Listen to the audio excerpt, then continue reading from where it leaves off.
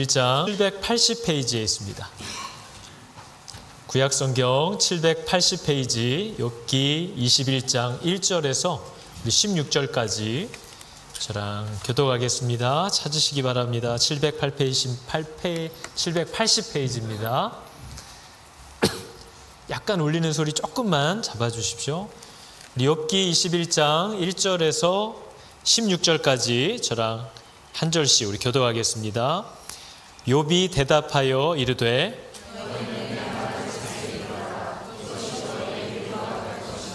나를 용납하여 말하게 하라. 내가 말한 후에 너희가 조롱할지니라.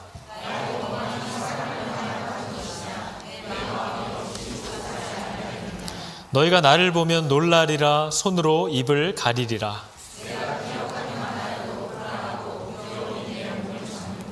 어찌하여 악인이 생존하고 장수하며 세력이 강하냐?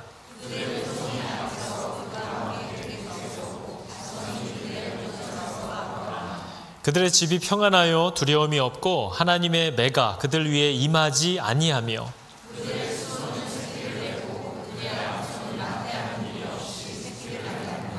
그들은 아이들을 양떼같이 내보내고 그들의 자녀들은 춤추는구나.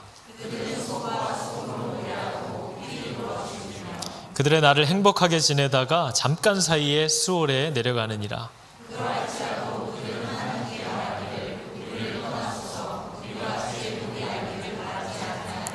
전능자가 누구기에 우리가 섬기며 우리가 그에게 기도한들 무슨 소용이 있으랴 하는구나. 그러나 그들의 행복이 그들의 손 안에 있지 아니하니 악인의 계획은 나에게서 멀구나. 아멘. 자, 여러분 오늘 욥기 21장 제목이 뭐죠? 다 몰라도 사랑할 수 있는 힘, 이렇게 되어 있습니다. 여러분 우리가 누가 이렇게 사귀는 걸 보고 또 결혼하는 걸 보면 가끔 이런 질문을 받잖아요. 받으신 분 있으실 것 같아요. 너는 왜 쟤랑 결혼하냐? 왜 저런 애랑 사귀냐? 이런 질문을 받을 때가 있죠. 근데 저희가 뭐 설명할 수도 없고 딱히 뭐가 좋은지 모르는데 그 사람과의 어떤 시간과 만남을 통해서 얘가 너무 좋다. 이런 사람이라면 결혼할 수 있겠다라는 거를 그 사람은 느꼈겠죠. 그러나 그걸 모르는 사람, 그 사람과 함께 해보지 않은 사람은 그냥 이렇게 겉으로 봤을 때는 왜 쟤랑 결혼할까? 뭐가 좋을까? 이해 안 되는 일들도 있는 거죠. 저희가 하나님의 하시는 일들을 이게 다 알았으면 좋겠습니다. 그죠? 그리고 사실 저희는 그걸 요구합니다. 하나님이 왜 일을 이렇게 하시는지를 좀 나에게 가르쳐 달라. 납득시켜 달라. 그리고 앞으로 어떻게 하실지도 미리 브리핑 해달라. 이게 항상 저희들의 기도의 어떻게 보면 내용입니다.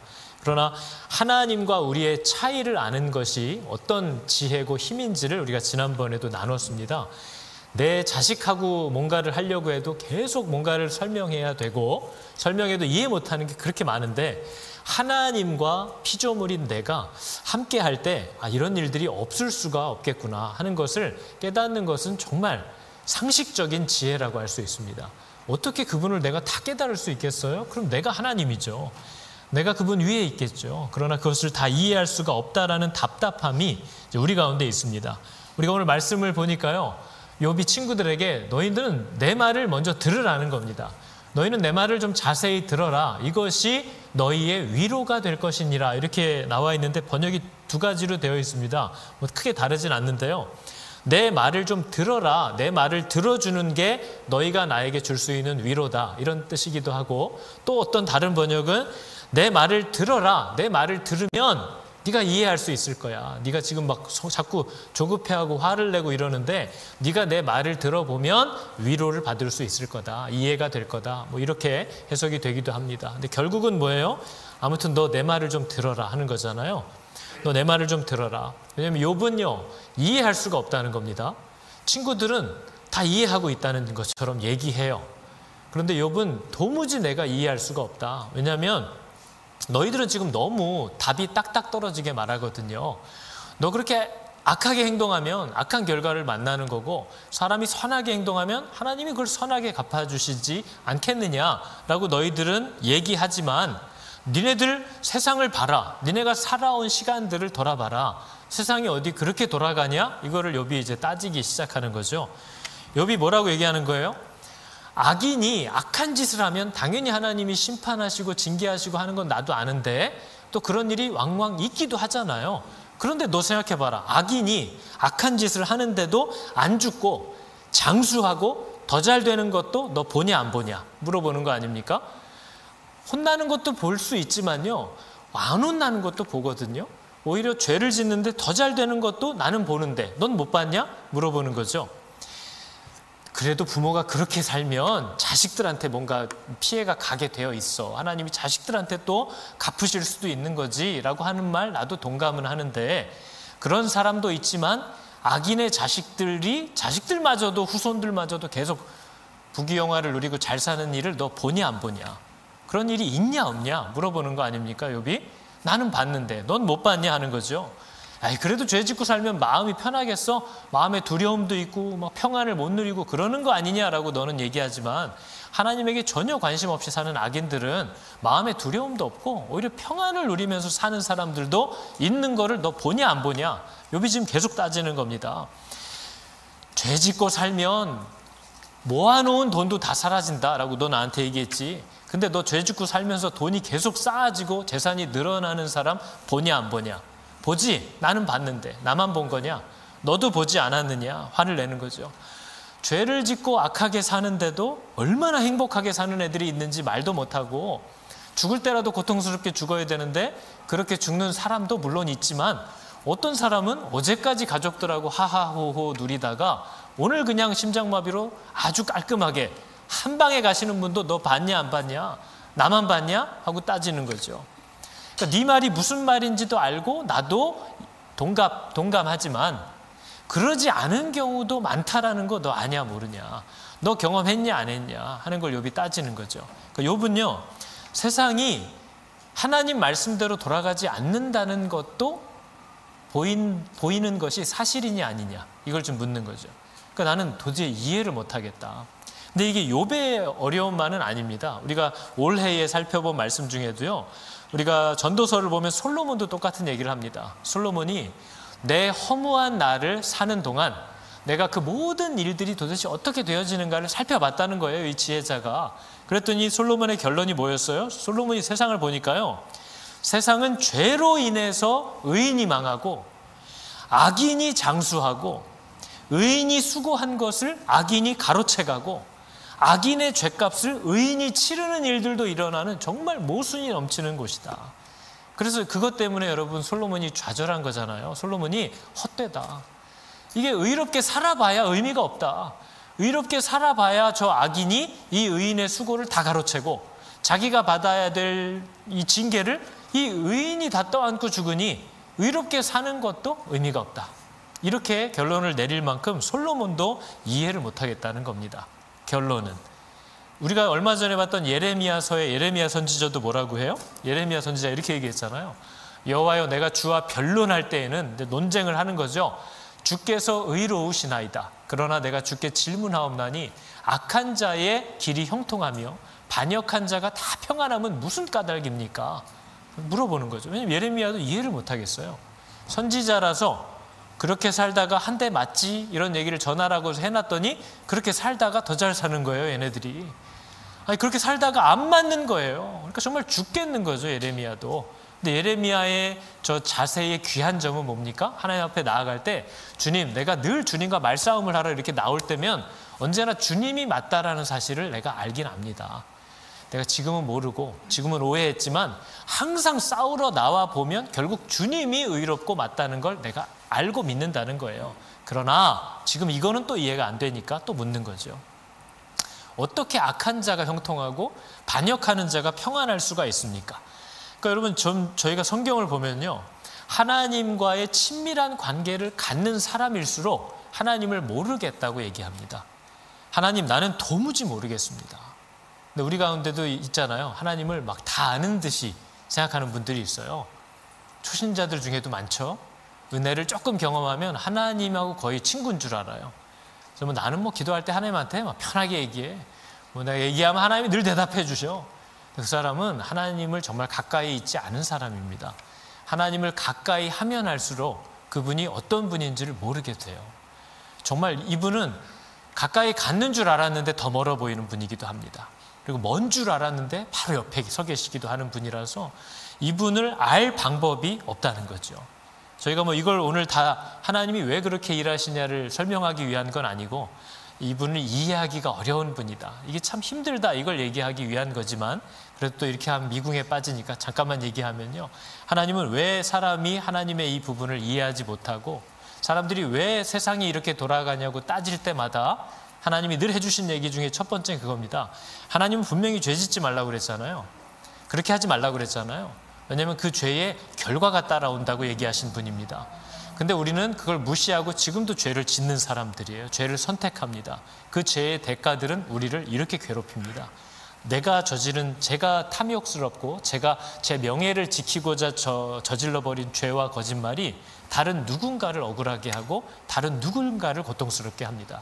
여러분 중에 누군가가 거짓말한 게 저를 죽입니다. 죄의 성격은 그런 거예요. 근데 그 죄를 하나님이 주신 거예요. 우리들의 선택과 그 불순종이 세상을 이렇게 만들어 놨다는 걸 일단 알아야 됩니다. 근데 놀라운 건 뭐예요? 하나님은 인간의 불순종과 범죄함으로 인하여 뒤죽박죽이 되고 불공정해진 이 세상 속에서 그들의 불순종과 어리석음에도 불구하고 하나님의 뜻을 그 섭리 가운데 이루고야 마시는 분입니다. 우리의 불순종과 연약함과 무지함과 거짓됨 속에서도 이것들을 합력하여서 하나님의 뜻을 이루고야 마시는 그 하나님의 크심이 그 안에 또 들어가 있기 때문에 우리는 더 갈피를 못 잡는 거죠. 그래서 우리는 하나님이 하시려는 일을 이해하지 못하고 우리들이 저지른 죄의 결과와 대가가 어떤 식으로 돌고 돌아서 우리한테 열매 맺는지도 모릅니다. 그러니까 힘든 거죠. 그러니까 괴로워 죽겠는 거예요. 그러면서 여러분 욥이 오늘 이렇게 얘기를 합니다. 사람들이 하나님을 떠나서 막 산다는 거죠. 나는 하나님을 믿어봐야 이거 도대체 약속대로 되지도 않아. 이렇게 하면 저렇게 한다고 그랬는데 그렇게 안 돼요. 그러니까 그러려면 뭐하고 하나님 믿고 사냐. 내 편한 대로 살지. 예수 믿고 사는 게 더 불행하게 사는 거야. 내 맘대로 살아야 편하게 사는 거지 하는 사람들이 그들의 그 행복이 그들의 손에 있지 않다라는 걸 안다는 거예요. 여러분 의인이 왜 고난을 당하는지 우리가 모르잖아요. 마찬가지로 악인이 죄를 짓고 사는데 왜 평화를 누리는지 우리도 모릅니다. 근데 그렇다고 해서 하나님의 약속이 틀리냐? 예레미야의 고백처럼 그건 아닐 거라는 것은 막연하게 믿고 있어요. 그러나 내 눈앞에 보이는 건 도무지 이해를 못하는 거죠. 그래서 여러분 꼭 우리들 가운데 그런 분들 있잖아요. 자기가 이렇게 어느 정도 계산하고 조율하면 될 줄 알아요. 그래서 예수도 너무 잘 믿으면 인생이 고단해질까 봐. 그죠? 그래서 막 목사, 선교사 이런 건 안 하려고 그러는 거잖아요. 그래서 자매들도 결혼을 꼭 목사하고 할 이유는 없잖아요. 그죠? 예수 잘 믿는 사람이면 좋아요. 근데 목사는 아니야. 그죠? 아멘 안 해요? 예수를 잘 믿었으면 좋겠어. 근데 선교사까지 가는 애는 안 돼. 왜요? 힘들잖아요. 인생이 그럼 너무 고달프다는 거예요. 그래서 목사나 선교사는 아니고 적당히 예수 잘 믿는 애를 선택하면 그럼 여러분의 계산대로 행복하게 살 수 있을까요? 그렇지 않다는 거예요. 우리 계산대로 안 가요. 예수를 잘 믿으면 너무 힘들다라는 계산은 누가 한 거예요? 예수를 이 정도 믿어야 어느 정도 그래도 세상도 누리고 하나님이 주시는 것도 누리면서 그래도 너무 그렇게 과도한 헌신, 지나친 어떤 그런 순종 이런 건 내 삶을 너무 피폐하게 해서 적당한 순종 그게 나에게 좋을 것 같아라는 그 사람의 계산대로 안 된다는 거예요. 무슨 짓을 해도 하나님은 저의 다룰 부분을 다루고야 마시는 분인 줄 여러분 믿으시기 바랍니다. 어떻게 빠져나가도 하나님이 나의 그걸 다루려고 하시면 그건 다루어지게 되어 있습니다. 그래서 여러분이 우리가 머리를 굴릴 필요가 없어요. 하나님께 순종할 때 이렇게까지 하면 너무 내 삶이 좀 그럴 것 같아. 그거 여러분 애초에 버리시기 바랍니다. 순종하는 게 복입니다. 내가 계산해서 그렇게 되는 일이 아니라는 거예요. 근데 여러분 저희들의 어려움은 특별히 목사인 저의 어려움은 이런 겁니다. 욥이 지금 발견했잖아요. 하나님이 이해하기가 힘들어요. 하나님을 설명하기가 힘들어요. 제일 난처한 건 분명히 이렇게 하면 이렇게 하겠다고 말씀을 주셨는데 당장 눈에 보이는 게 그렇게 안 되는 것 같단 말입니다. 그럼 이걸 어떻게 사람들에게 얘기를 해줘야 되는 거예요? 어떻게 순종하라고 그래도 순종해야 된다고 내가 어떻게 그걸 설명하냐 하는 거죠. 설명할 수 없는 하나님이잖아요. 납득 안 되는 하나님이잖아요. 어딘가에 불만과 원망이 이렇게 다 있잖아요. 근데 그럼에도 불구하고 여러분은 예수를 믿으시나요? 그렇다면 저는 물어보고 싶은 거죠. 이해는 안 돼요. 또 누가 설명하라고 막 따지면 나도 잘 설명은 못하겠어. 그러나 예수님이 여러분에게 굉장히 자랑스러운 분이 되었나요? 여러분은 예수 믿는 게 자랑스러운가요? 예수 잘 믿었다 하는 확신이 있나요? 그 진짜 특이한 거죠.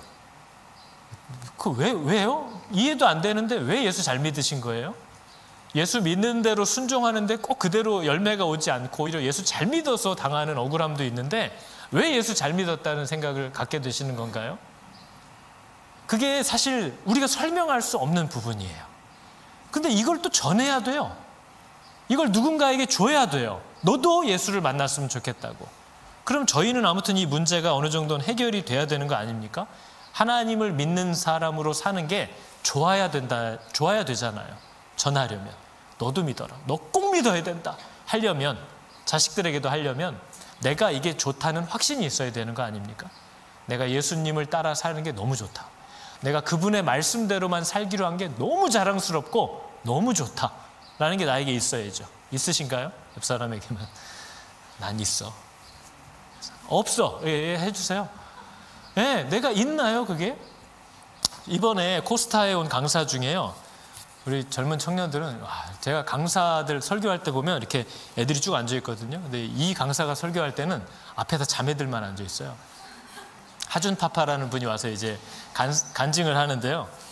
이 하준 파파가 뷰티 브랜드를 운영하는 이제 사업을 하는 사람이에요. 그래서 이제 둘째 아들을 이제 어렵게 잃고 한 그런 어떤 사건들 속에서 간증하고 한 일들이 있는데 이 사람이 뷰티 브랜드 같은 거를 세상에서 운영하다 보니까 어떤 한 브랜드가 다시는 회생할 수 없도록 폭망하는, 다시는 회생시킬 수 없을 만큼 이제는 사라질 수밖에 없는 그런 일들이 하나가 있대요.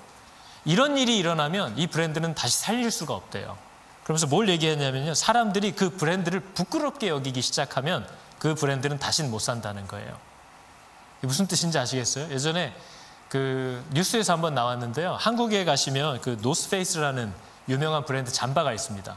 되게 비싼 옷이라서요.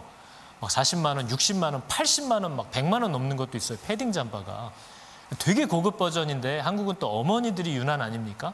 내 자식 좋은 거 입혀야 되잖아요. 그래서 그걸 고등학생들이 다 입고 다녀요. 고등학생들이 다 입고 또 일진들이 그걸 좋은 거 있으면 뺏어서 입고 다녀서 이게 일진들 입는 잠바처럼 이제 이미지가 박혀버린 거예요. 급식 브랜드라고 이름이 붙었습니다. 고딩들 입는 거라고. 그러니까 이 회사에 마케팅하는 사람들이 진짜 고민을 하는 거예요. 왜냐면 이거 되게 고급 브랜드로 만들어 놓은 건데 고등학생들이 하도 입고 다니니까 급식 브랜드라고 해서 저건 고딩들 입는 거, 일진들 입는 거 이렇게 이미지가 계속 박히는 거예요. 그러니까 사람들이 그런 걸 입으면 뭐라고 해요? 야, 너 아직도 고딩이냐? 그런 거 입고 다니게? 이렇게 돼버리는 거죠. 그러면 이제 어려워지는 거예요. 그 브랜드의 가치가 확 떨어지고 사람들이 야, 요새 누가 이런 걸 들고 다녀? 그러면 이제 그 브랜드는 어려워지는 거예요. 그래서 예전에 그 유퀴즈 같은 TV 프로그램에 유재석 씨가 가끔 장난으로 조세호 씨가 하도 명품을 입고 다니니까 그 샤넬에서 전화가 왔대잖아요. 그만 좀 입어달라고. 브랜드 가치가 떨어지니까 그만 좀 입어달라고 자꾸 전화 오지 않냐고 농담을 할 정도로 브랜드는 그 이미지가 되게 중요하다는 거죠. 근데 그게 사람들이 요새 누가 저런 걸 입어? 하고 가치가 떨어져 버리면 이제 그건 끝난다는 거예요. 그러면서 이분이 그걸 얘기하는 거죠. 오늘날 마귀들이 세상이 복음을 방해하는 가장 큰 방법은 교회와 믿는 사람들에 대한 이 브랜드 이미지를 굉장히 수치스럽게 만들고 있다는 거예요. 드라마든 영화든 일단 목사가 나오면 좋은 놈일까요? 나쁜 놈일까요? 일단 드라마에 목사가 출연했어. 그럼 이 사람 좋은 사람이게요? 나쁜 사람이게요? 이 사람 분명히 여자 문제 있고 돈 욕심이 있고 이상한 짓 하는 사람이에요. 그 브랜드 가치를 그렇게 만들어가고 있어요. 그래서 실제로 한국에서는 학교 다니는 애들 중에 나 교회 다녀 그러면 걔를 찐따로 하는 거예요. 걔를 안 껴주는 거예요. 또라이라고 생각한다는 거예요. 너 아직도 교회 다녀? 그런 데를 왜 다녀? 그 이상한 데를 왜 다니냐는 거예요. 브랜드 가치를 계속 떨어뜨리는 거죠. 근데 여러분, 저는 세상이 교회에 대하여 이런 부정적인 이미지를 자꾸 입히는 것보다 더 문제는 교회 안에 들어와 있는 예수를 믿는다고 하는 성도들이 예수에 대한, 교회에 대한 자랑스러움이 없다는 겁니다. 그래서 아까 물어본 거예요. 여러분은 예수 믿고 사는 게 자랑스럽냐는 겁니다. 나는 정말 내 일생의 자랑이다. 나는 정말 우리 집의 영광이다. 나는 정말 내가 예수를 알게 됐고 그분의 말씀대로만 살기로 한 이 결정이 내 삶의 가장 좋은 결정이었고, 나는 만나는 사람마다 이걸 전해주고 싶다라는 열정이, 그 자랑스러움이 여러분에게 있냐는 거죠. 옆 사람에게 있어요? 이게 없는 사람이 얼마나 많은지 모릅니다. 청년 중에도 없는 사람 너무 많고요. 작년도 마찬가지예요. 하여튼 여기서는 제일 뜨거운 사람으로 보이고 싶은데 나가면 내가 교회 다니는 사실을 알리지 마라. 이게 이제 세상에서는 아주 그게 그냥 다 이순신 되는 거죠. 내가 성도라는 사실을 알리지 마라. 내가 교회 다니는 거 알리지 말아라. 왜요? 저도 교회 차에다가 하늘그림 교회 안 붙여요. 왜요? 과속하기가 어렵잖아요. 세상 살기가 어려워요. 그걸 붙여놓으면 이상한 데 파킹하면 또 욕먹을 거 아니에요. 얼마나 눈치가 보여요. 그러니까 세상에서는 예수가 붙으면 힘들어요. 근데 그래도 그걸 자랑스러워하는 마음이 얘기하라는 게 아니고요. 여러분에게 진짜 있냐는 겁니다. 나는 정말 예수 믿고 살기로 한 게 너무 좋다. 나는 이게 내 가장 큰 자랑이다. 이 사람이 우리 가운데, 교회 가운데 점점 없어져 간다는 거죠. 사라져 가는 거예요. 근데 여러분, 교회는 어떤 곳이냐면요. 교회는 일단 사람이잖아요. 교회는요, 예수를 가장 자랑스러워하는 사람이에요. 예수를, 그 가치를 최고로 아는 사람이에요. 예수 만난 걸 너무 즐거워하는 사람이고요. 그분의 말씀대로 사는 걸 자기 영광으로 아는 사람들이에요. 이 사람들을 왜 하나님이 부르시냐면 이 세상에서 그러지 못한 사람과 함께 살게 하시는 거예요. 그게 우리가 이 땅을 사는 이유입니다. 내가 나이 몇십까지 사냐고요? 늙으면 죽어야지. 누구 맘대로요. 하나님이 이따 오라면 이따 오는 거예요. 하나님이 살라고 하시는 때까지 사는 거예요. 하나님이 빨리 부르면 빨리 가는 거예요.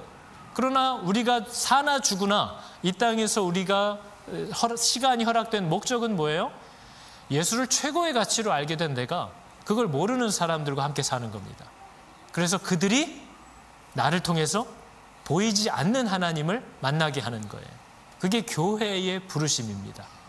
그래서 교회의 공동체도 비슷해요. 이 안에는 예수 믿는 사람이 있어요. 예수를 최고의 가치로 알고 자신의 삶을 그분께 드리면서 손해봐도 사는 사람들이 있습니다. 그러나 그걸 뭔지 모르는 사람도 있어요. 그럼 뭐예요? 교회는 그것을 최고의 가치로 발견한 사람이 그러지 못한 사람과 함께 사는 겁니다. 그래서 그들이 보이지 않는 하나님을 보이는 나를 통해서 보게 하는 것. 그게 교회의 부르심입니다.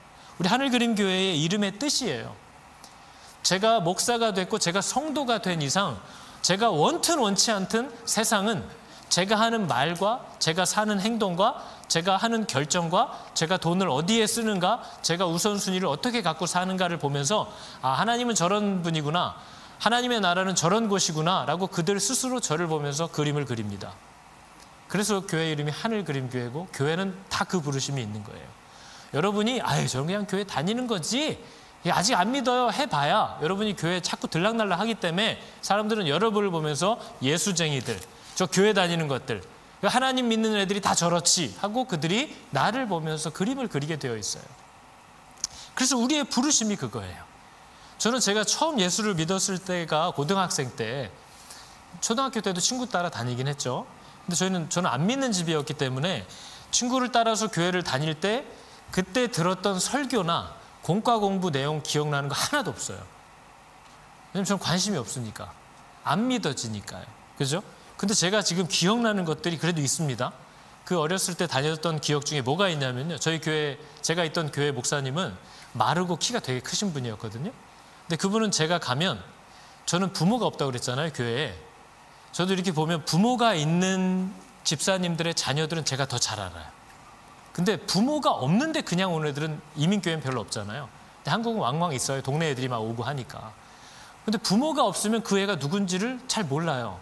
그리고 사람들이 잘 물어보지도 않아요. 제가 그런 애였어요. 그런 슬픈 애였어요. 아무도 나를 물어보지 않아요. 너 누구냐고. 그죠?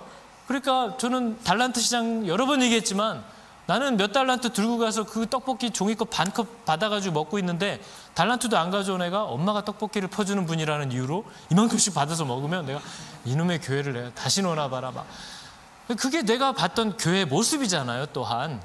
근데 저를 만나면 그 목사님이 항상 지나가면서 한마디지만 진우 왔구나 하고 지나가세요. 그게 기억나요. 나를 보면 항상 이름을 부르면서 반가워해 준 목사님. 그게 제 머릿속에 있는 교회에 대한 모습 중에 하나예요. 저는 저를 맡아줬던 그 선생님들 중에 제 은사라고 하는 분이 이제 교회 선생님이면서 학교 선생님이셨거든요, 그분이. 그러니까 저는 그분은 제가 궁금한 질문이 생겼을 때, 나중에 믿음이 생기고 하나님에 대한 질문이 엄청 나오지 않습니까? 저는 예수를 믿는데 질문이 안 나오는 걸 이해를 할 수가 없어요. 질문이 계속 나오면 저는 새벽에도 전화를 했던 이상한 애였기 때문에 진상이죠, 진상. 근데 그 선생님은 제가 전화를 하면 저를 데리러 왔어요, 저희 집으로. 그래서 저를 데리고 가요. 그래서 본인 집에서 뭘 먹이면서 밤새 제 질문에 얘기를 해주고 다음날 학교에 같이 갔어요. 그런 분이었기 때문에 제가 교회를 다녀볼까? 뭔가 말이 맞아떨어지는 것 같은데, 근데 그 분의 열심히 저를 생각나게 했지, 지금 생각해보면 그때 뭘 물어봤는지도 기억 안 나요. 근데 그 분의 저를 앉혀놓고 사모님은 또 일어나서 부랴부랴 뭐 가져오고, 대단한 분은 아닙니까? 저희 집에 오면 저는 그렇게 안 해요. 저는 그럴 마음이 없어요. 피곤해요.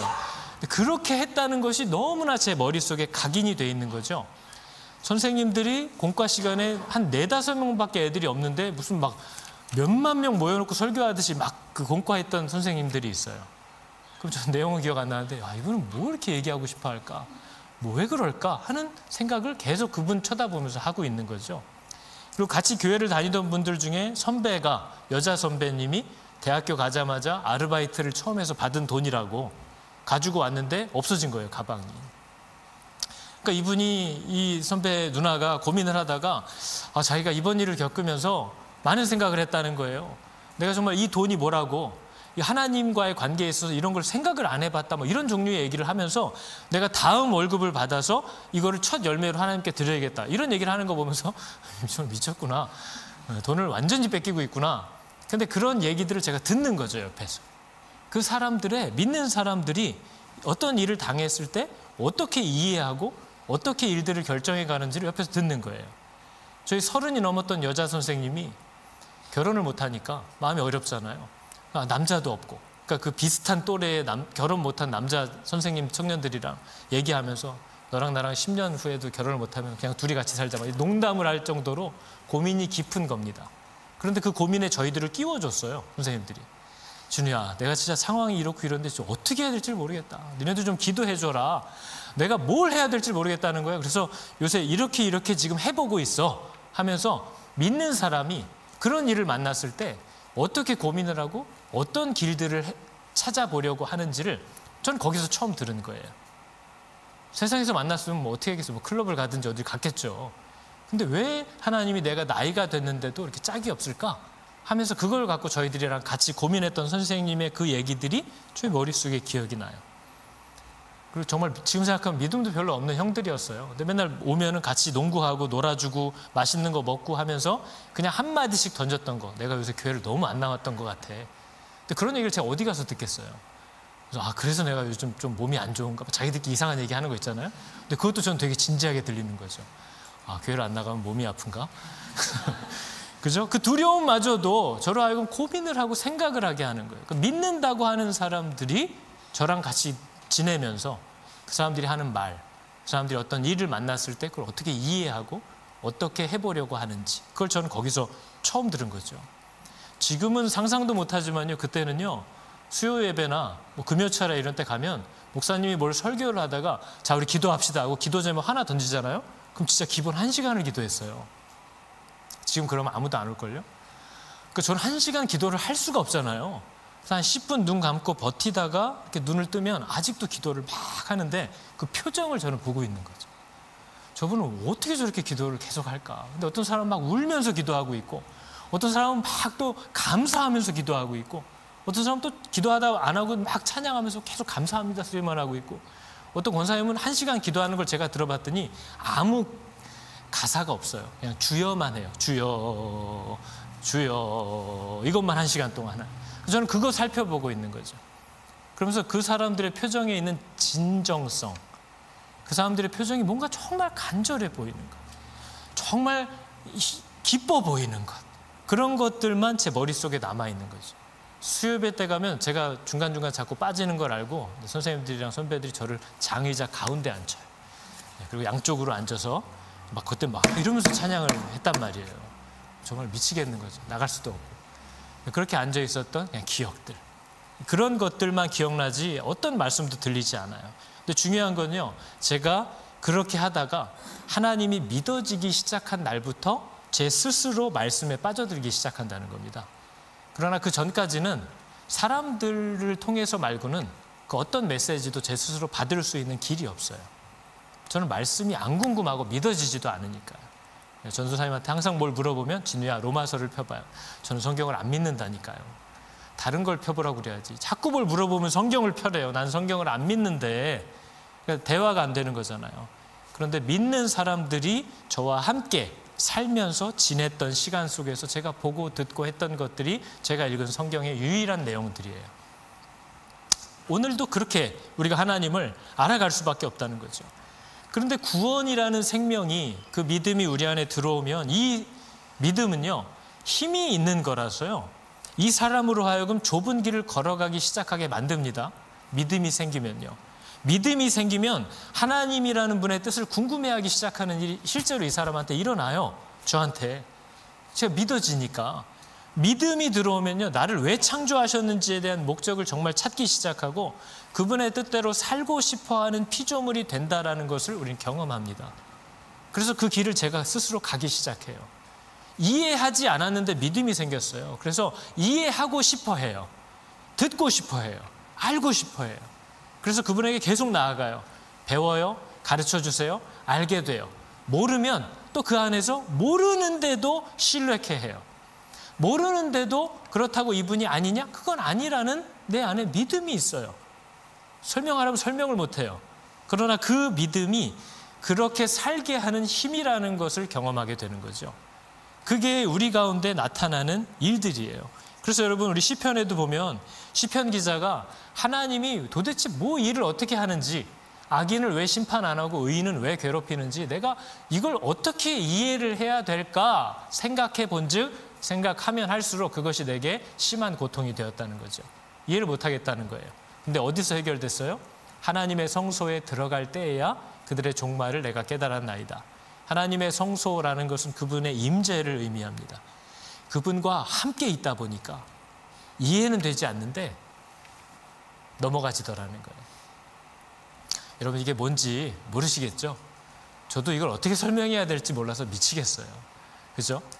하나님의 하시는 일이 이해는 안 되는데 그분과 함께 있다 보면 그분이 신뢰가 됩니다.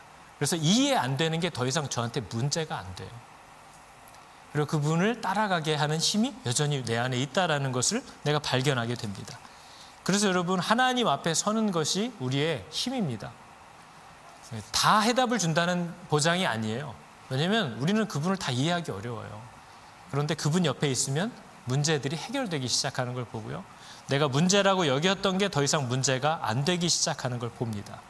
그래서 여러분, 우리가 지난주 사역자 회의 때도 우리가 내년도에 교회 방향들을 또 새로운 교역자들과 함께 얘기하면서 우리 교회가 하려는 일이 뭔지를 다시 한번 짚는 겁니다. 이것은 여러분, 우리 교회에 매년 반복되는 연간 계획이고 우리 교회에 바뀌지 않을 설립 목표입니다. 저는 교회 안에 믿는 사람들이 하나님의 말씀이 선포될 때 세워진다는 걸 알아요. 그 말씀이 사람들을 믿음으로 불러옵니다. 그러면 그 사람들이 자신을 하나님께 드리기 시작하는 일들이 지금도 일어나요. 늘 일어났습니다. 그러면 그 사람들은 그걸 모르고 하나님을 믿지 않는 자들 앞에서 이제 자신의 삶을 유리거울처럼 드러내야 되는 거예요. 그게 저와 여러분의 부르심이에요.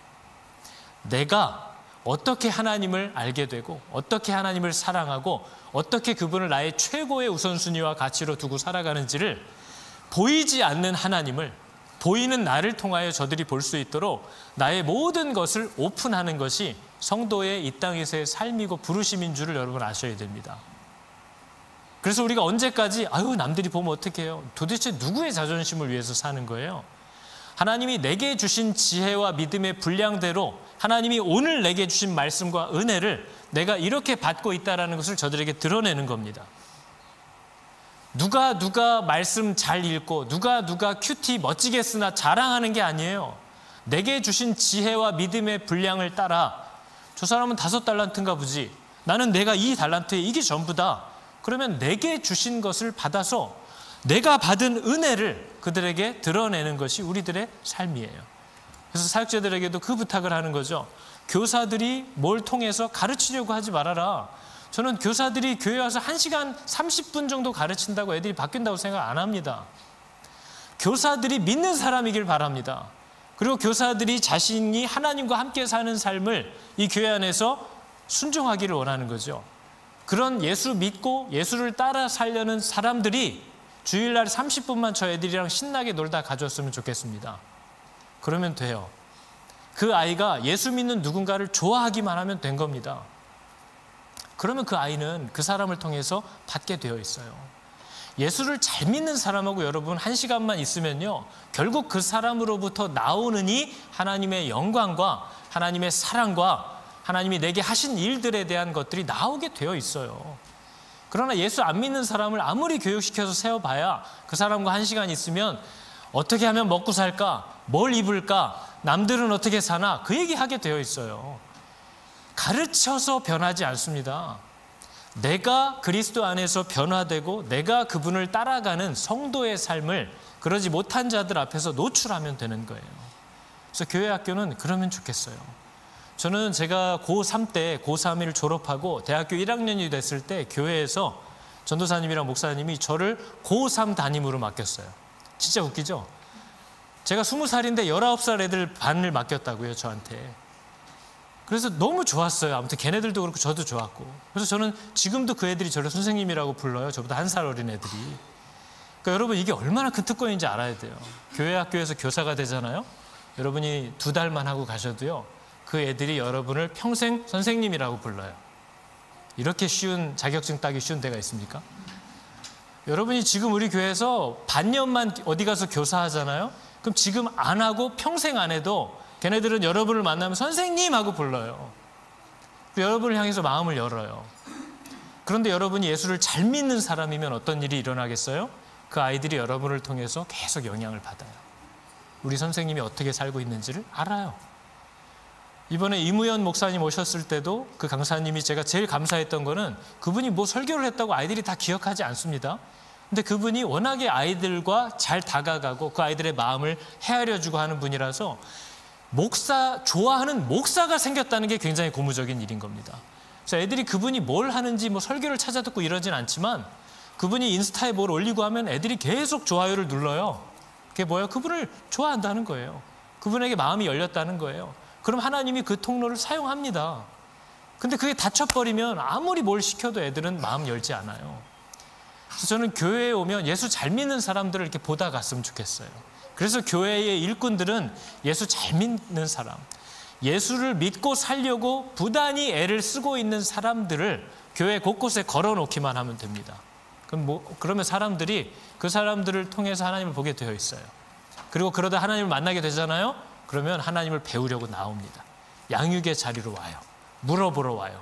말씀을 자기가 스스로 배우고 싶어 합니다.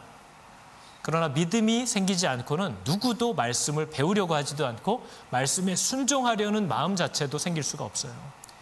그래서 너희는 온 땅끝까지 다니면서 아버지와 그들을 제자로 삼아서 아버지와 아들과 성령의 이름으로 세례를 주고 일단 믿어야 그러면 내가 너희에게 분부한 모든 것을 비로소 그들에게 가르치고 지키게 할 수 있는 거예요. 근데 믿음이 없는 사람들을 불러다가 아무리 훈련시키고 아무리 교육해봐야 이 사람들은 말씀대로 살 마음도 없고 그럴 힘도 없다라는 걸 알아야 돼요. 그래서 교회는 이 공예배를 통해서 사역자들이 바른 복음을 계속 선포하라고 하는 겁니다. 그리고 날마다 매일 성경 말씀 앞에 스스로 서라고 제가 얘기하는 거예요. 그게 우리 교회에 등록하신 모든 분들의 가장 기본적인 양육입니다. 그것만 하세요. 그것만 하세요. 그러면 바른 말씀 앞에 서 있을 때에 성령이 여러분의 마음을 열고 믿음이라는 것을 주시는 일이 일어납니다. 그러면 그게 여러분을 바꿔요. 그게 여러분으로 하여금 일어나서 스스로 원해서 하나님을 알고 싶어하는 자리로 나아가게 만듭니다. 그걸 위해서 양육을 준비해 놓는 거죠. 그러니까 믿어지지 않는데 자꾸 뭐 하려고 하시지 말고 믿어지지 않는데 헌금을 해야 되냐 말아야 되냐 싸울 필요도 없어요. 하지 마요.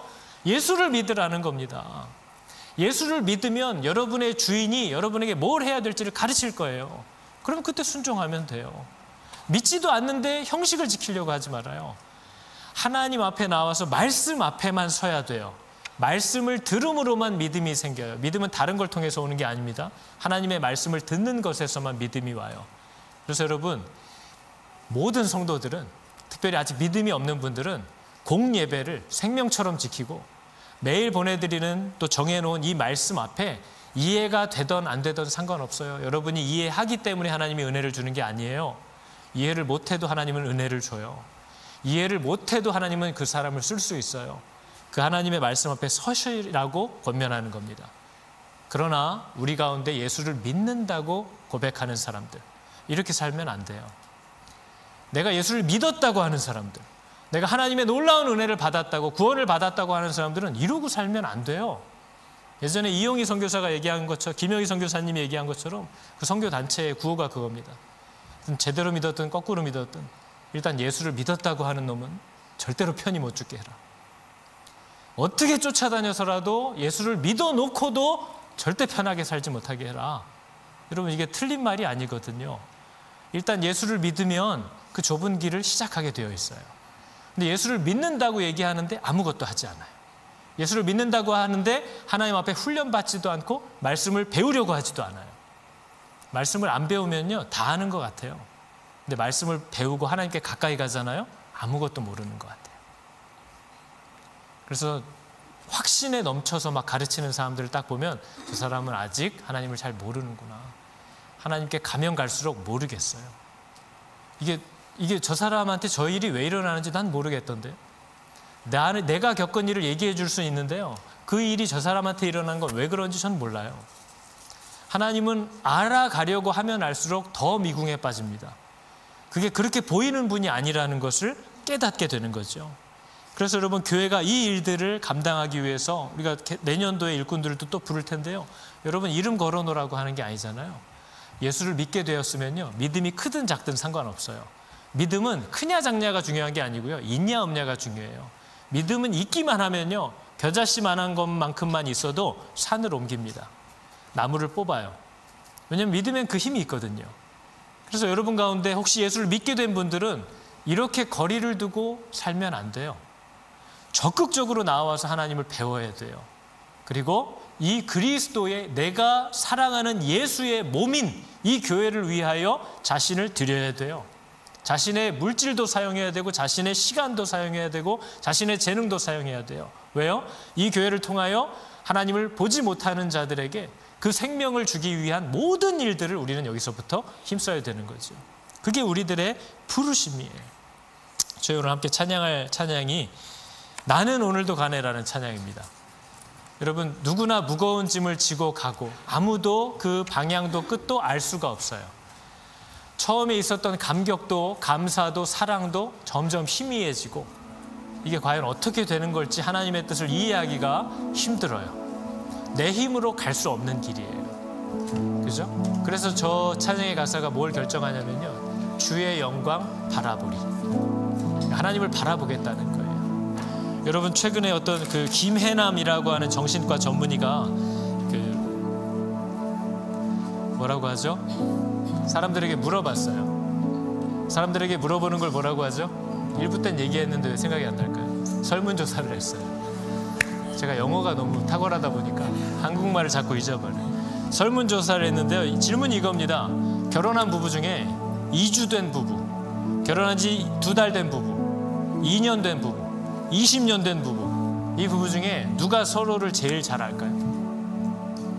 누가 서로를 진짜 잘 알까요? 그래서 20년 정도 돼야 알 것 같죠. 근데 2주 된 부부예요. 왜일까요? 여기 20년 이상 된 분한테 제가 물어볼게요. 여러분, 요즘 남편이 뭐 고민하는지 아세요? 여러분, 아내가 어제 무슨 일 있었는지 아세요? 모르죠? 근데 2주 된 애들은 다 알아요. 걔 어제 뭐 했는지 다 알아요. 걔 어제 뭐 먹었는지도 다 알아요. 걔가 누구랑 싸우는지도 알아요. 걔가 인스타 뭐 올렸는지도 알아요. 핸드폰 뭐 바꿨는지도 알아요. 근데 오래된 부부들은 뭐예요? 이렇게 전화하면 뭐 핸드폰 바꿨어? 뭐 아예 대화가 없어요. 사랑을 하면요, 모든 걸 알려고 해요. 그래서 2주가 짧은 시간 같죠? 근데 서로를 최고로 알려고 해요. 제일 잘 알아요. 뭘 하는지, 뭐 입었는지, 이 옷을 어디서 샀는지까지 알아요. 부부들 옆에 있는 분 보면서 여러분 배우자가 입고 있는 바지 어디서 산 거예요? 내가 알 게 뭐냐? 주워 입었겠지 뭐 생각하는 거죠. 사랑이 없어지는 거죠. 그죠? 여러분, 성령은요, 하나님을 사랑하게 하는 힘입니다. 성령은 하나님을 사랑하게 하는 영이에요. 성령을 받았는데 하나님을 모르고도 괜찮은 일은 없어요. 하나님을 알고 싶어 하지 않는 일도 있지 않아요. 불가능한 일이에요. 사랑을 하게 하면요, 알아야 돼요. 알고 싶어요. 찾고 싶어요. 그런 일이 일어난다는 거죠. 여러분, 이 시간 함께 찬양할 텐데, 설교를 하면서도 무슨 말을 했나 늘 마음이 어렵습니다. 하나님이 어떤 분인지를 모르겠어요. 어떻게 말해야 되는지를 모르겠어요. 그러나 하나님이 우리를 고아와 같이 버려두지 않고 우리 각 사람을 찾아오셔서 도와주실 줄을 신뢰하고 순종하는 겁니다. 우리 이 시간 함께 찬양할 때에 우리의 마음이 저와 같고 욥처럼 도대체 하나님이 뭘 하시는지 모르겠지만 믿음의 주가 예비하신 길, 그 길을 내가 가겠노라고 결단할 수 있는 믿음 주시기를 축복합니다. 같이 한번 찬양해 볼까요? 누구나 무거운 짐을 지고 가는, 누구나 무거운 짐을 지고 가는 길, 아무도 끝을 알 수 없네. 사랑의 노래는 점점 희미해지고 내일의 두려움 넘치지만 나는 다시 한번 해볼까요? 누구나 무거운 짐을 지고 가는 길, 누구나 무거운 짐을 지고 가는 길, 아무도 끝을 알 수 없네. 사랑의 노래는 점점 희미해지고 내일의 두려움 넘치지만 나는 오늘 주의 영광 주의 영광 노래하리. 더 이상 난 버틸 힘이 없어도 모든 상황 끝에서 다시 설 때 알게 되리라. 크고 넓은 여호와 하나님 주의 영광 바라보리. 만군의 주 크신 나의 하나님, 전능하신 주님과 동행할 때 알게 되리라. 날 만드신 사랑의 주님 예비하신 사랑의 주님이 나를 부르신 그 길, 나의 힘으로 나의 힘으로 갈 수 없네. 갈 수 없네. 믿음의 길 위에 주가 예비하신 십자가 사랑 의지하여 십자가 사랑 의지하여 나는 오늘도 주의 영광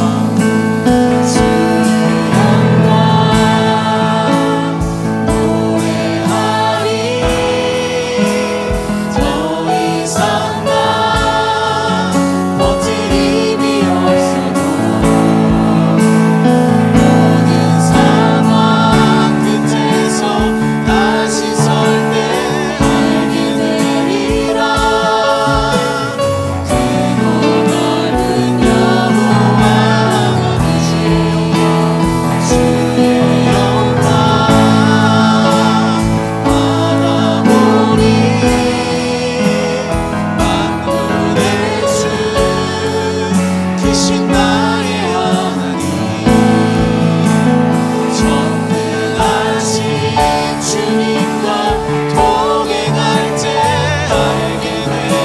날 만드신 사랑. 이 시간 함께 기도할 때에 하나님 나를 만나 주셔서 내 안에 하나님을 사랑하는 마음을 허락하여 주시고, 그리하여서 믿어지지 않고 때로 이해되지 않아도 하나님이 신뢰되고 또 하나님을 사랑하게 되는 아버지 놀라운 구원의 역사가 아버지 우리 가운데 부어지게 하여 달라고 시간 함께 기도하겠습니다.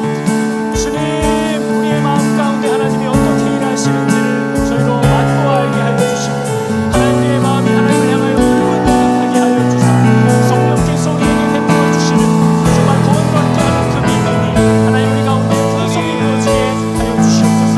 하나님을 향하여 손을 내미는 자들마다 이 은혜를 받게 하여 주시고, 하나님을 향하여 겸손히 엎드리는 자들마다 하나님을 사랑하게 하여 주시는 이 역사가 일어나게 하여 주시고, 하나님 예수 그리스도를 보지 못하였으나 정말 마음 깊이 사랑하게 하시는 이 은혜가 우리가 기도할 때 예배할 때 하나님의 말씀 앞에 설 때에 하나님 놀랍도록 부어지는 은혜가 나타나게 하여 주시옵소서. 하나님 우리에게 믿음이 없음을 고백하고 하나님 우리 안에 하나님을 향하는 마음이 없음을 고백하고 성령님 우리를 도와주사 우리의 마음을 열어주시고 하나님 감각해진 내 마음을 깨뜨려주사 하나님을 사랑하게 하시고 하나님을 신뢰하게 하시는 그대와 능력이 나타나게 하여 주시옵소서.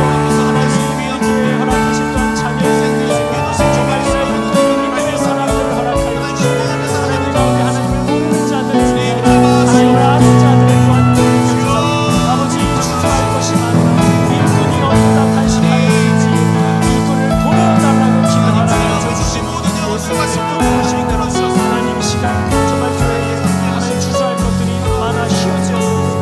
아버지 주소할 일꾼이 없음으로 주여 어려운 중에 싸우는 주여 하나님 구원받은 자들 하나님의 믿음의 사람들을 불러주시고 세워주사 아버지 저들로 하여금 능히 먹일 수 있는 자들 되게 하여 주시옵소서.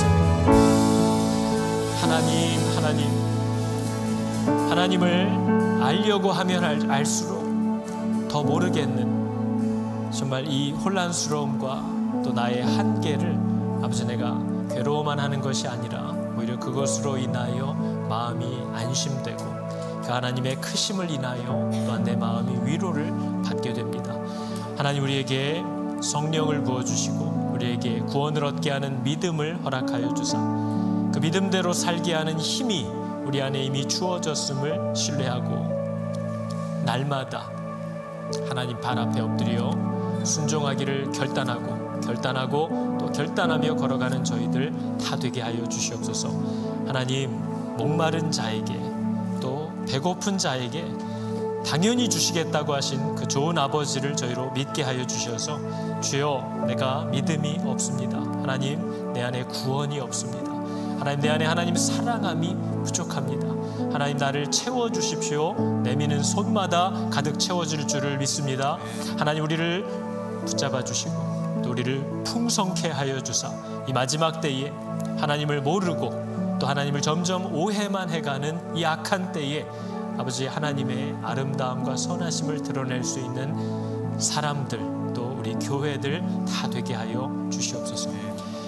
여호와는 내게 복을 주시고 너를 지키시기를 원하며 여호와는 그의 얼굴을 비추사 은혜 베푸시기를 원하며 여호와는 그 얼굴을 너에게로 향하여 드사 평강 주시기를 원하노라. 아멘.